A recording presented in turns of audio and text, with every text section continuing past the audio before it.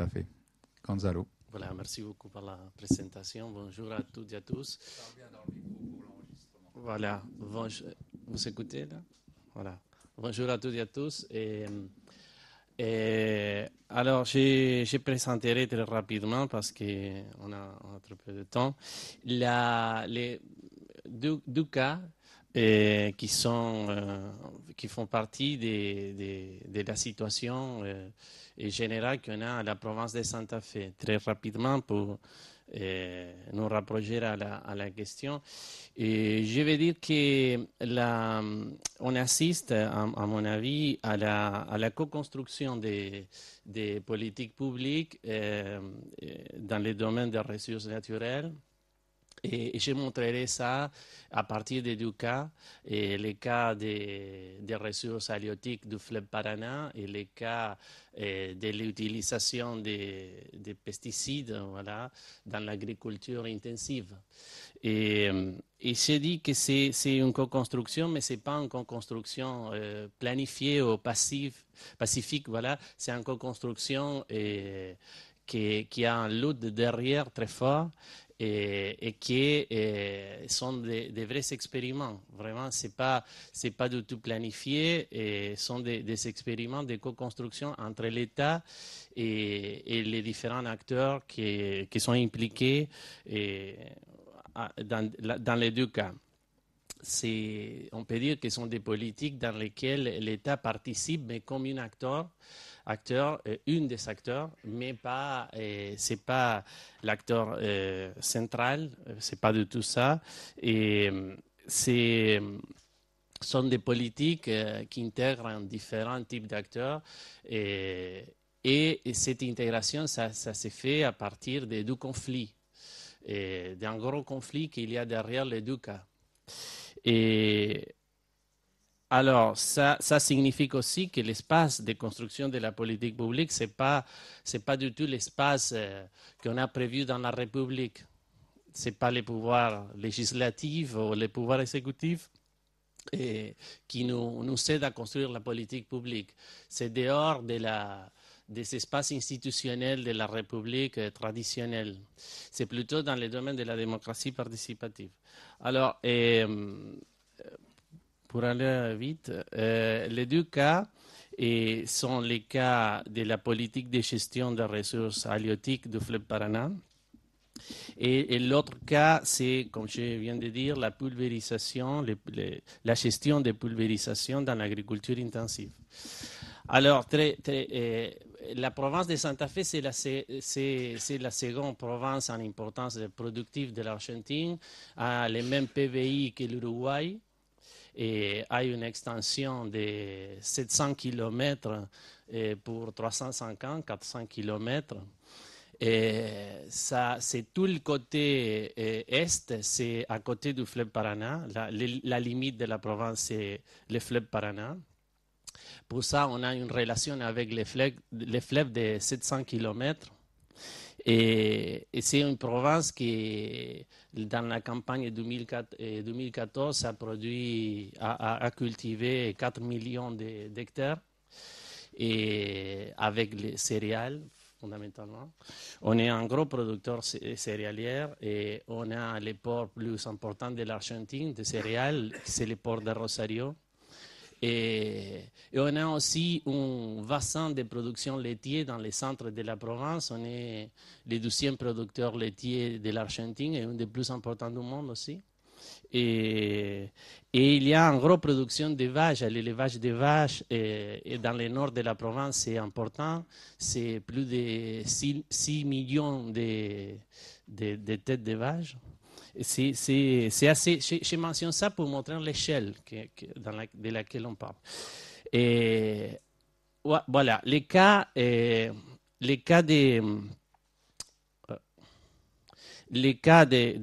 ressources halieutiques, ça représente, en comparaison avec la production céréalière, c'est rien. Mais la province, par an, on pêche par an, c'est 60 000 tonnes de pêche. des poissons par an. Et ça, c'est un fleuve, mais c'est un fleuve énorme. Le fleuve Paraná, c'est un fleuve de 4000 km, non? Qu'il y a un caudal par seconde de 15 000 mètres cubiques par seconde. C'est vraiment énorme. Et c'est le fleuve par rapport à la pêche, le 12e fleuve de toute l'Amérique par rapport dans l'importance de la pêche après l'Amazonas. Et voilà. En 2001, les changements des conditions économiques après l'effondrement de l'Argentine, les deux cas ont ces points en commun. Et ce sont des cas qui se sont formés, on peut dire, à partir de l'effondrement de l'Argentine comme tel. Et l'effondrement de l'Argentine a changé les conditions économiques. On a commencé à faire l'exportation des poissons de fleuve en Afrique, en Europe, en différents pays de l'Amérique du Sud aussi. Et on a commencé à mettre une pression sur les ressources halieutiques énormes du fleuve parce que ce n'est pas seulement la province de Santa Fe qui pêche, ce sont 5 provinces de l'Argentine qui pêchent sur les fleuves. À la quantité de 60 000 tonnes par an, il faut rajouter la quantité de pêche qu'il y a dans les autres provinces. Parce que c'est un fleuve partagé par 5 provinces. Ça veut dire que la pression qu'on met sur l'écosystème et sur la capacité de charge qu'il y a cet écosystème, c'est énorme. On parle depuis l'année 2001 d'une surexploitation du fleuve. Il y a vraiment, et sont les données scientifiques, il y a une surexploitation du fleuve. Et ça, en 2004, a produit. Et là, on a fait sortir la loi qui s'appelle, que c'est une loi qui va dans le même sens de ce qu'on a écouté, on vient d'écouter on vient d'écouter dans cette colloque. C'est une loi d'exploitation soutenable des ressources des poissons du fleuve.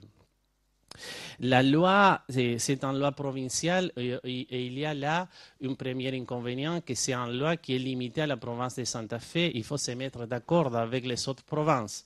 Et François a dit aujourd'hui, voilà, et c'est un pays fédéral. Ça, c'est un avantage parfois, et ça, c'est un désavantage dans des autres cas.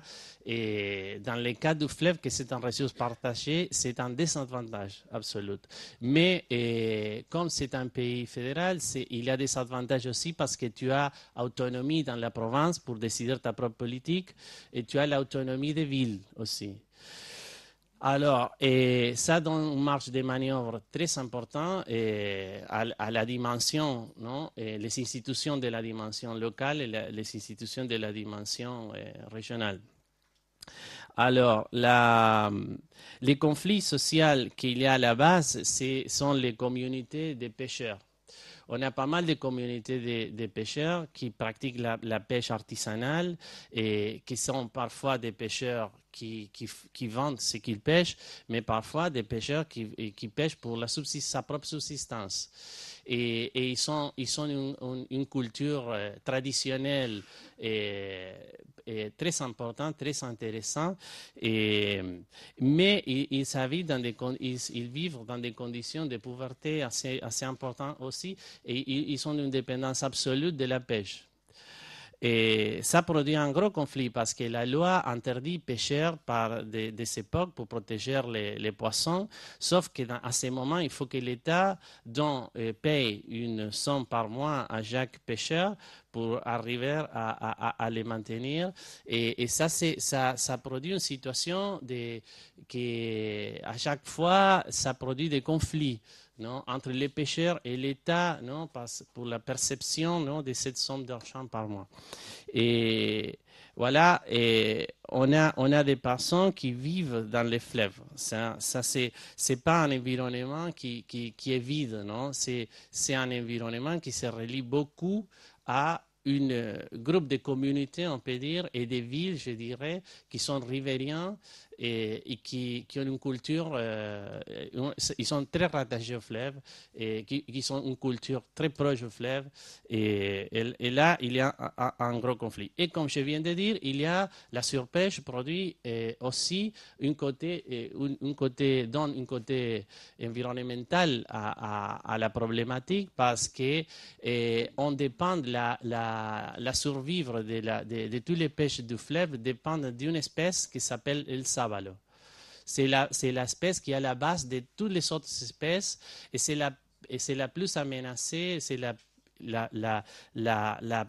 l'espèce plus pressionnée par la pêche.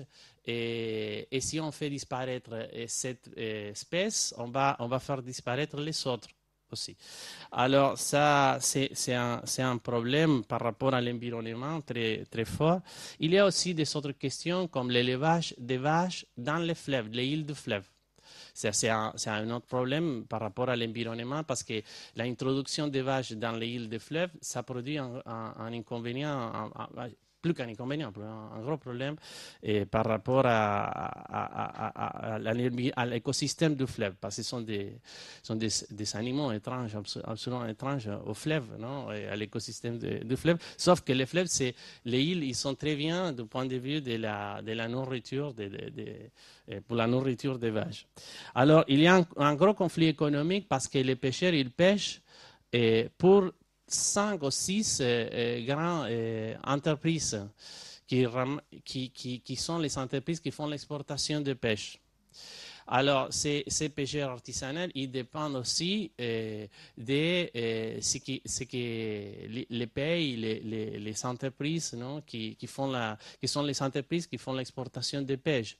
Et c'est pas seulement dans la forme de pêche surgelée, sinon aussi des huiles, des farines de pêche qu'ils font. Et, alors, il y a une concentration énorme. Il n'y a pas de valeur ajoutée aux poissons. Alors, la loi de 2004 a essayé de mettre en place tout un dispositif, mais un dispositif, on peut dire, absolument juridique. Voilà. C'est les cadres, on a essayé de résoudre les problèmes politiques à partir du cadre juridique. On sait que ça ne marche pas. Voilà, c'est comme ça. Mais on a amélioré la situation. Il y a des outils dedans là qui sont très, très importants. Ce sont des outils, mais c'est pas pour donner toute la tâche au droit. Parfois, on met tout l'espoir, on met tout notre espoir dans les droits, et comme si les droits peuvent modifier toute la réalité, c'est pas possible. Ça, c'est... Et la prohibition, oui, l'interdiction en tout cas, est temporelle pour pêcher certains poissons. Et les monitorages de la pêche artisanale, les audiences publiques, une fois par an, on fait une audience publique. On a créé le Conseil provincial de la pêche, dans lequel ils participent toutes les institutions et toutes les associations, voilà.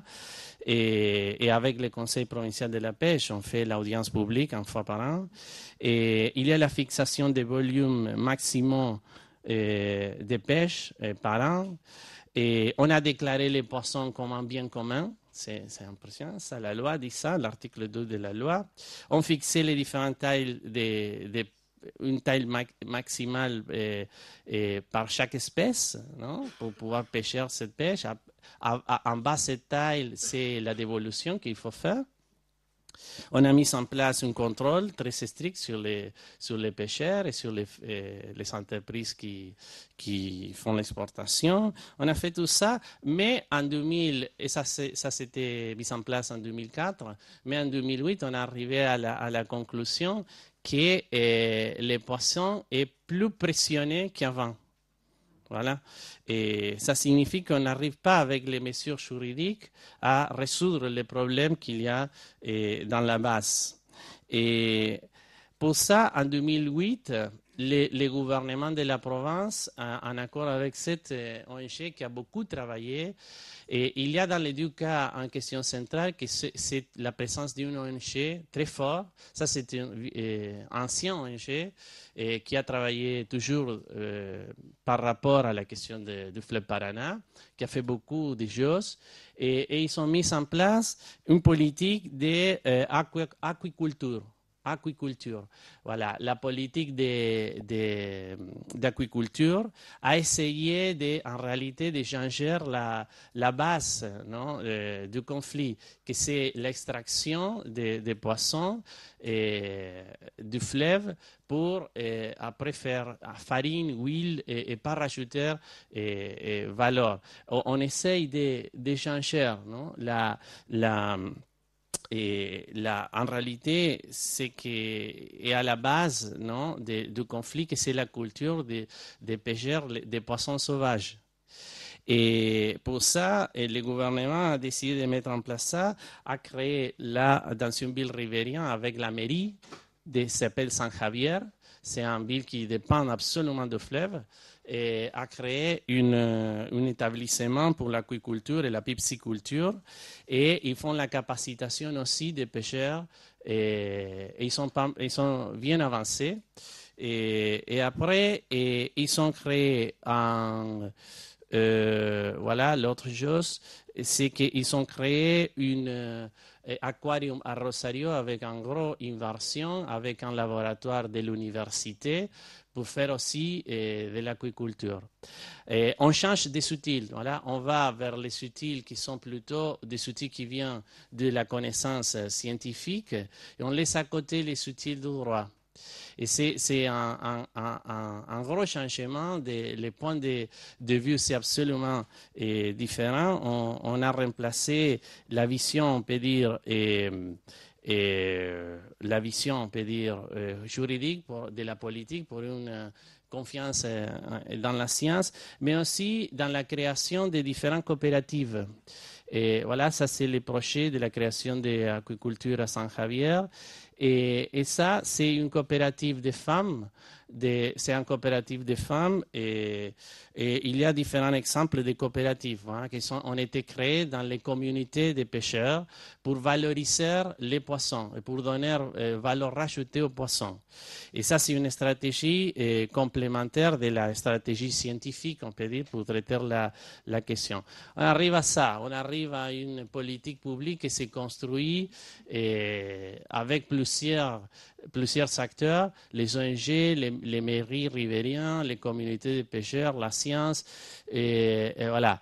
Mais il y a la base, je mentionne toujours ça, il y a un conflit de base très très fort, mais c'est plutôt un conflit social, pas un conflit par rapport à l'environnement.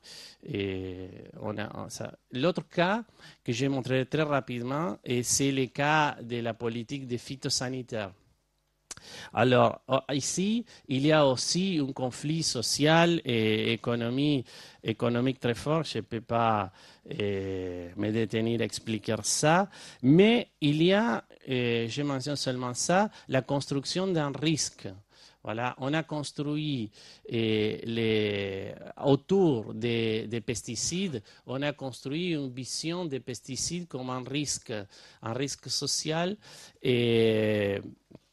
Et ça, ça s'est fait à partir aussi des ONG. Ce sont les ONG qui ont créé l'idée que les pesticides, parce que c'est réel, ce n'est pas une invention, mais ils sont les ONG qui ont fait la tâche de perdre la familiarité par rapport aux pesticides, voilà, et qui ont transformé les pesticides dans un risque pour la santé humaine. Il y a une campagne nationale qui s'appelle Paren de fumigar, c'est arrête de pulvériser, que c'est une grosse campagne à niveau national.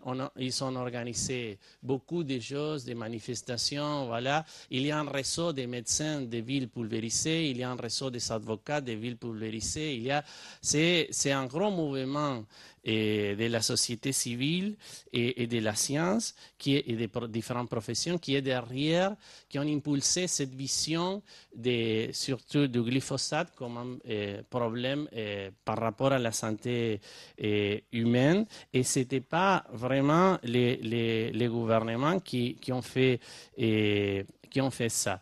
Cette situation a conduit à un processus de judicialisation du conflit. On a commencé avec des demandes judiciaires à partir de l'année 2000 et en contre de la pulvérisation avec les pesticides.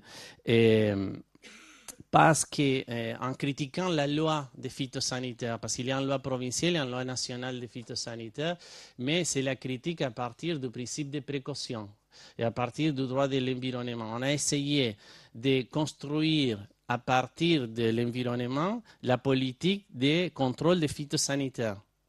Et ça, je trouve ça très intéressant, sauf qui n'a pas donné beaucoup de résultats en termes de construction politique. On peut revenir sur ça après. Et il y a eu aussi la réaction des mairies. Différentes mairies ont dit, voilà, arrête de pulvériser ici. Et ils ont pris des mesures individuelles, on peut dire, pour éloigner, non, la pulvérisation aérienne et la pulvérisation par terre de son territoire urbain.